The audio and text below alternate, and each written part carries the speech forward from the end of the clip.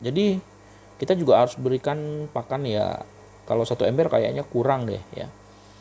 Kalau 1 ember tuh tengah malam nanti udah bening airnya ya teman-teman. Jadi kita berikan 3 ember, besok pagi dia baru bening. Nah pada saat bening itulah berarti pakan habis. Halo, assalamualaikum, selamat malam buat teman-teman pengguna YouTube dimanapun berada. Pada malam hari ini kami ingin mengulas kembali tentang kutu air, khususnya untuk jenis Daphnia magna. Oke teman-teman semuanya, konten ini sekaligus jawaban dari pertanyaan sejumlah teman yang menanyakan kepada kami bagaimana sih untuk kultur atau ternak kutu air jenis Daphnia magna di kolam terpal. Hasilnya seperti apa, apakah efektif, atau lebih efektif misalnya kita menggunakan kolam semen atau kolam beton. Di beberapa video sebelumnya kami juga sudah tampilkan bagaimana proses kita kultur kutu air Daphnia magna di kolam beton. Dan kali ini kami coba untuk mengulas yang di kolam terpal. Sejauh ini kultur atau ternak kutu air menggunakan kolam terpal ini hasilnya cukup bagus dan cukup memuaskan. Seperti teman-teman bisa lihat sendiri, kutu airnya cukup berlimpah ya teman-teman semuanya.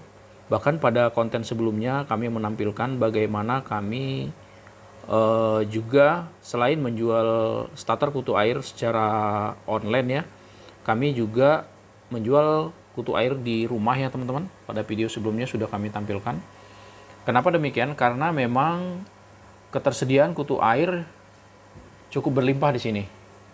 Dimana beberapa video sebelumnya kami juga memperlihatkan kolam semen kami ya, kolam beton itu kutu airnya berlimpah, dan ini juga kolam terpal ya, seperti ini teman-teman kondisinya cukup berlimpah. Dan ini alhamdulillah sepanjang hari tidak pernah berkurang ya teman-teman, walaupun setiap hari kita ambil terus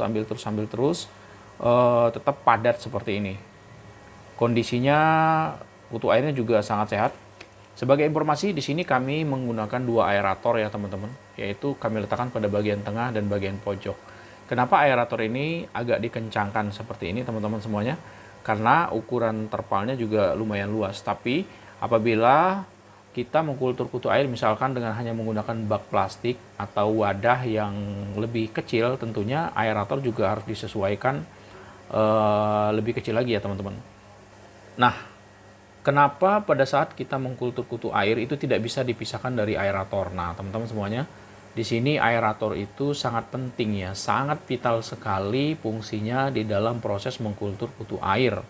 Ya, kenapa? Karena di sini adalah suplai oksigen. Kita tidak bisa mendapatkan oksigen di dalam air apabila tidak menggunakan aerator. Sedangkan kutu air ini sudah pernah kami coba, kami nonaktifkan selama 24 jam ya aeratornya, dan ternyata kutu airnya itu pada ngapung.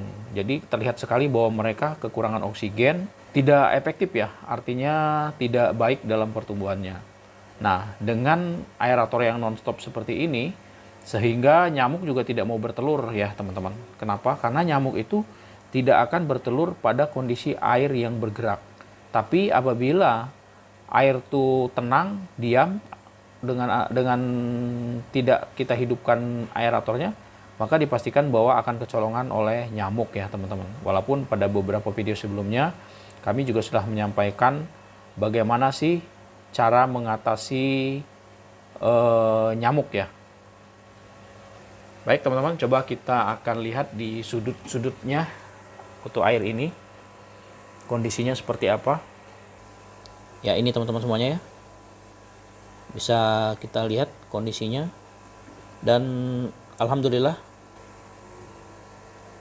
jadi terpal ini cukup penuh ya teman-teman. Kutu airnya tuh kalau mau diambil mungkin 1 kilo bahkan bisa lebih, tapi kami selalu panen itu sesuai dengan kebutuhan saja ya teman-teman. Jadi kami tidak secara berlebih menggunakan pakan. Dan sebagai informasi juga bahwa di kolam Daphnia ini pada bagian dasar itu terdapat banyak sekali cacing darah teman-teman semuanya. Terdapat banyak cacing darah. Nah, kemudian kami memasukkan lobster ya, 2 ekor lobster di dalam kolam Daphnia ini. Kenapa kami memasukkan lobster? Karena untuk memakan atau mengkonsumsi cacing darahnya ya, karena cukup berlimpah ya. Kita ambilin cacing darah buat ikan juga berlebih ya, karena kutu air juga kita sudah berlebih sehingga cacing darahnya mubazir. Nah teman-teman bisa lihat sendiri ya.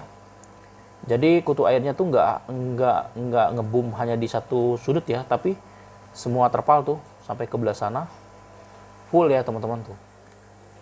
Oke, kami dekatkan. Alhamdulillah, ini semua tentu adalah berkah dari Allah ya. Atas ketekunan kita terus-menerus membudidayakan kutu air. Banyak pertanyaan dari teman-teman, Bang, apakah starter kutu air yang dikirimkan oleh Simalabapis hanya berlaku buat satu kali? Jawabannya tidak ya teman-teman.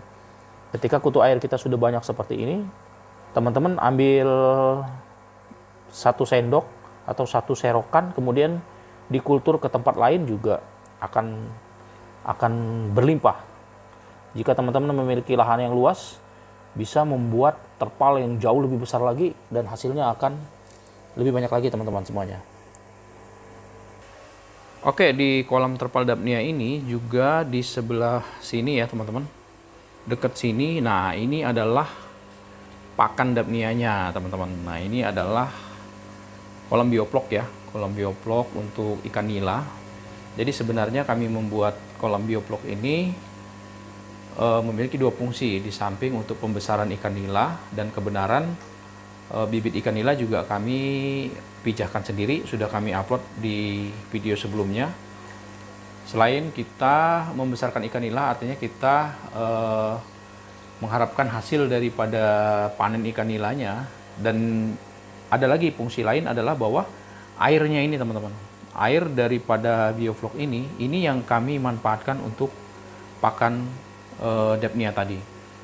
Oke, selain air ini juga kami memanfaatkan pelet ikan yang diseduh dengan air panas, dan itu pun sudah juga kami upload pada video-video sebelumnya, sudah kami sampaikan. Jadi tidak ada yang kami tutup-tutupi ya teman-teman.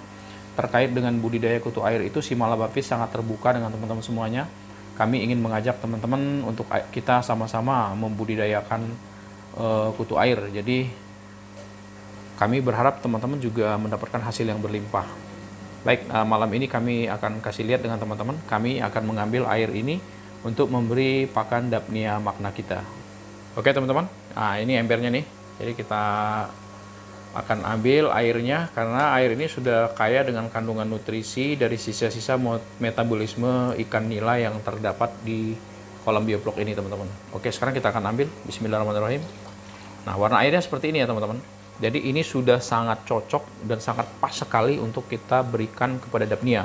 Jadi kalau airnya masih bening, itu masih kurang bagus ya teman-teman, berarti kandungan nutrisinya juga masih belum baik. Nah kalau ini sudah sangat baik, dan kalau ditanya probiotiknya juga jangan ditanya teman-teman. Dalam air ini sudah banyak sekali mengandung probiotik. Oke, sekarang kita langsung akan kasihkan ke Dapnia magna kita. Ini letaknya hanya di sebelah sini saja teman-teman. Oke, kita akan kasih 2 atau 3 ember malam ini teman-teman. Ya, bismillahirrahmanirrahim. Oke, tunggu dulu. Sekarang kita akan cek kondisi Dapnianya. Ya. Nah mereka tuh sebenarnya langsung makan ya teman-teman. Nutrisi dari air kolam bioplok tadi tuh langsung dihisap oleh Dapnia. Esok pagi ini air ini akan terlihat lebih bening atau lebih jernih. Nah pada saat itulah kita akan memberikan pakan lagi ya teman-teman. Oke, nah kita akan tambah lagi, ambil lagi ya, ini kru kami. Oke.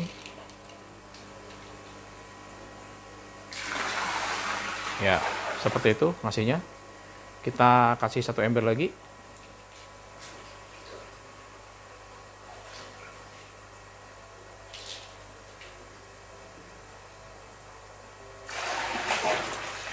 Ya, finish ya teman-teman. 3 ember sudah cukup. Kenapa kita berikan 3 ember? Karena memang jumlah kutu airnya sudah cukup banyak di sini. Jadi pemberian pakan itu kita sesuaikan dengan kepadatan kutu airnya. Kalau misalnya kutu airnya belum terlalu padat, kita jangan banyak-banyak kasih ya. Karena tadi teman-teman lihat sendiri kondisi kutu airnya sudah cukup padat ya teman-teman, seperti ini. Oke, jadi kita juga harus berikan pakan ya.